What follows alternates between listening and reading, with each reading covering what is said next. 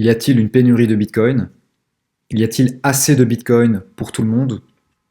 La Chine va-t-elle prendre et s'accaparer tous les Bitcoins restants? C'est ce que nous verrons dans cette vidéo.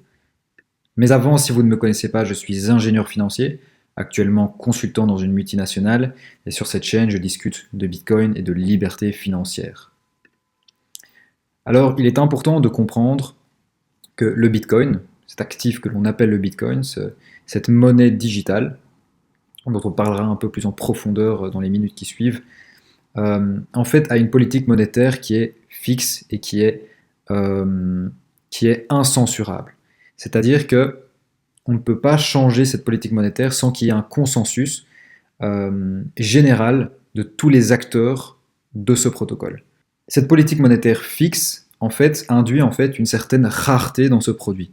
C'est un des seuls actifs au monde qui a une politique monétaire fixe et on sait qu'il y aura une offre limitée. En l'occurrence, ici pour le Bitcoin, c'est 21 millions de Bitcoin, il n'y en aura jamais plus.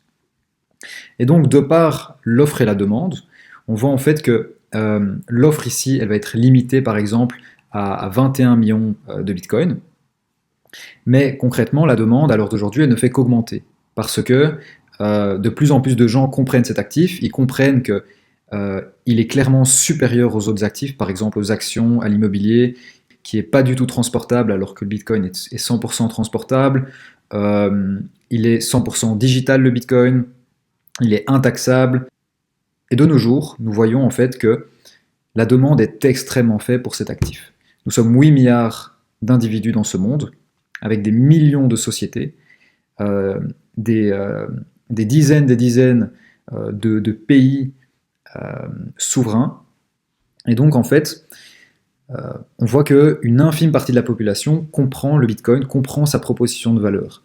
La demande, je dirais, est à plus ou moins 1% de ce qu'elle pourrait être dans le futur, une fois que les gens comprendront qu'il y a un actif qui est supérieur à leur immobilier, aux actions qu'elles ont dans cette société-là, etc.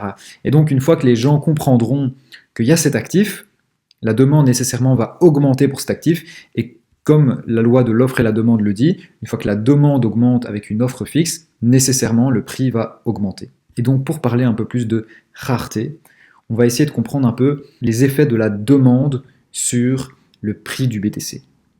Donc il faut savoir qu'il y a 21 millions de Bitcoin. Nous sommes 8 milliards.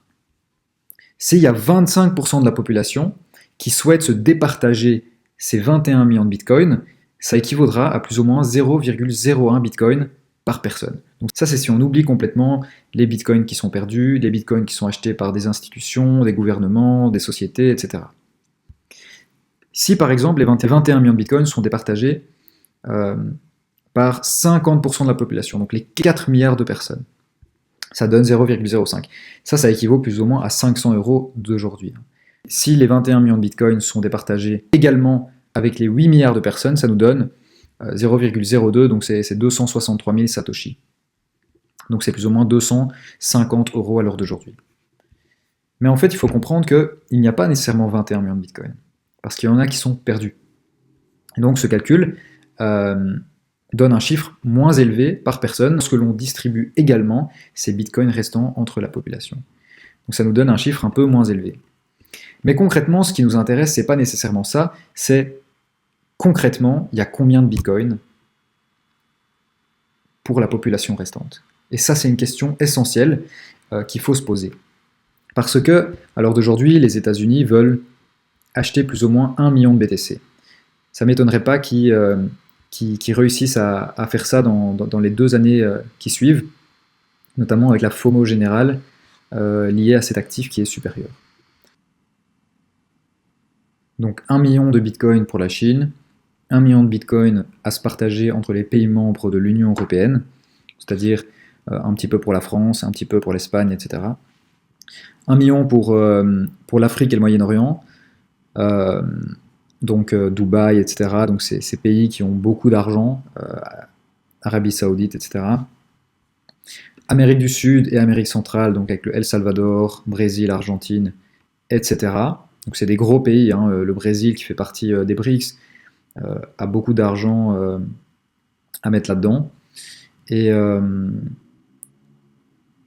en Ensuite, 500K Bitcoin pour les cinquantaines d'autres pays qui restent. 500K, donc MicroStrategy a déjà 500K à l'heure d'aujourd'hui, un peu moins. 1 million que Satoshi détient, 1 million pour les ETF, 1 million pour les méga capitalisations boursières, donc c'est-à-dire Microsoft, Google, Amazon, etc. Les entreprises chinoises, toutes les méga caps en Inde, Afrique et Europe, elles vont se départager 1 million entre elles, plus ou moins. Il y en a 4 millions qui sont perdus, 1 million pour les larges, mid et small cap, donc toutes les autres entreprises en fait, et 1 million pour les milliardaires. Et donc en fait, quand on enlève tous ces millions qui vont être achetés par ces gens-là, il reste que 6 millions de bitcoins à se départager entre les un peu moins de 8 milliards d'individus sur cette terre. Alors ça veut dire quoi? Ça veut dire qu'avec 25% d'adoption, donc 25% de 8 milliards, on va avoir 0,03, donc c'est à l'heure d'aujourd'hui 300 € de BTC. Donc c'est 300 000 Satoshi. À 500% d'adoption, donc 4 milliards de personnes qui se départagent les 6 millions restants, on est à 150 000 Satoshi. 100 000 Satoshi pour les 75% d'adoption, et pour 100% d'adoption, on est à 75 000 Satoshi, ce qui équivaut à 75 € à l'heure d'aujourd'hui. Si vous ne les achetez pas à l'heure d'aujourd'hui, vous devrez travailler pour gagner ces Satoshi d'ici quelques années.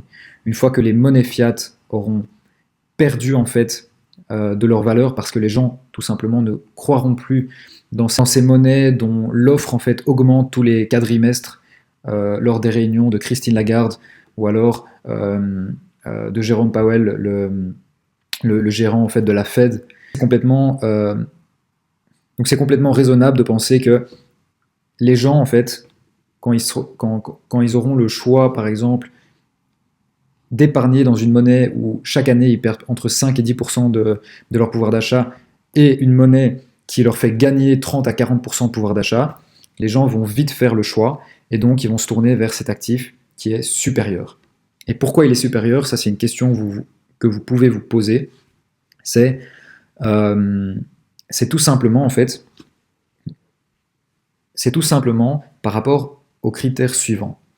Il faut savoir que l'accessibilité, c'est le premier actif qui est 100% accessible à tout moment et mondialement. On n'a jamais eu d'actif que tu peux acheter mondialement en un clic et à n'importe quelle heure. Par exemple, dans les actions, il faut attendre que les marchés ouvrent, il faut se caler sur les horaires de la bourse locale qui détient en fait les actions que l'on veut acheter. Donc si c'est la bourse de New York, il faut se caler sur les horaires de la bourse de New York. Donc c'est extrêmement inefficace. Même chose pour l'or, il y a un accès physique qui est extrêmement difficile, parce que, par exemple, si vous voulez détenir 100 000 € d'or, il faut vraiment avoir un système sécurisé qui permet de le garder et faire en sorte que les gens ne le volent pas. Immobilier, même chose. Divisibilité, donc jusqu'à 8 décimales, donc un bitcoin équivaut à 100 millions de Satoshi, donc c'est extrêmement facile de diviser en fait de diviser votre épargne.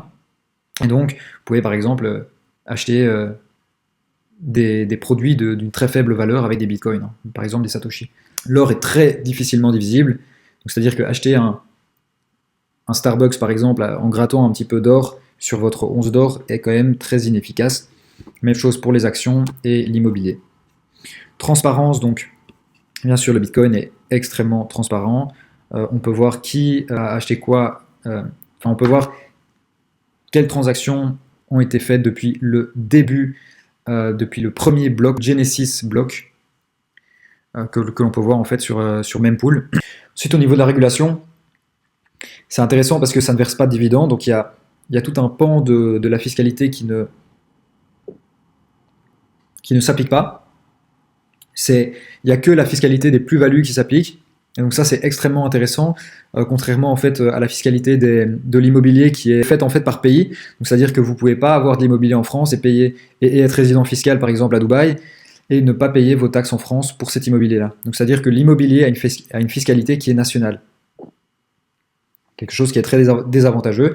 Par contre avec vos bitcoins, vous pouvez vous expatrier fiscalement, donc changer votre résidence fiscale dans un autre pays et tout simplement payer zéro taxe si le pays offre zéro taxe sur la plus-value. Ensuite, la volatilité.